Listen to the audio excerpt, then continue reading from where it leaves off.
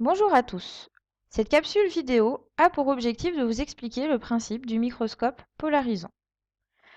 Le microscope polarisant est un microscope optique qui est du coup constitué, comme tous les microscopes optiques, d'un oculaire, de différents objectifs. Je vous rappelle qu'il est important de commencer votre observation par le plus petit objectif, d'une platine sur laquelle vous positionnerez l'échantillon à observer.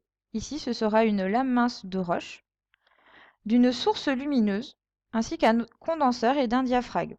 Vous avez à votre disposition également des boutons de réglage qui vous permettent d'affiner votre grossissement et de rendre nette votre observation.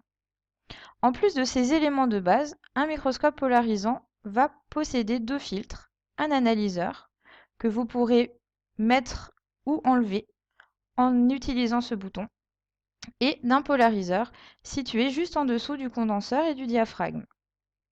L'analyseur et le polariseur sont des feuilles de polaroïd. Elles ne laissent passer les ondes lumineuses dans un seul plan, que l'on appellera le plan de polarisation. La lumière naturelle vibre dans toutes les directions de l'espace. Une fois qu'elle aura traversé notre polariseur ou notre analyseur, elle ne sera plus qu'orientée dans un seul plan. Quand le polariseur et l'analyseur seront disposés dans le même sens, la lumière traversera le premier et le second dans le même sens. Si maintenant nous positionnons notre analyseur et notre polariseur de façon croisée, la lumière ne passera plus. C'est ce que l'on va appeler l'extinction. Il sera important de réaliser cette extinction avant votre observation microscopique. Pour ce faire, vous utiliserez tout d'abord le microscope sans positionner de lame mince géologique. En enclenchant l'analyseur puis en tournant le polariseur, il faudra que vous obteniez une image complètement sombre, comme vu précédemment dans la vidéo. Après avoir réalisé l'extinction, vous pourrez placer votre lame mince sur la platine tournante. La lame mince sera donc disposée entre le polariseur et l'analyseur. Selon les minéraux qui seront présents dans votre lame mince, le plan de vibration des ondes lumineuses pourra être modifié, car les minéraux diffractent la lumière. Vous pourrez ainsi observer différentes teintes de polarisation qui seront propres à chaque minéral et vous permettront d'observer des teintes colorées. En tournant la platine porte-objet qui contient votre lame mince, vous pourrez visualiser différentes teintes de polarisation d'un même minéral en fonction de son orientation.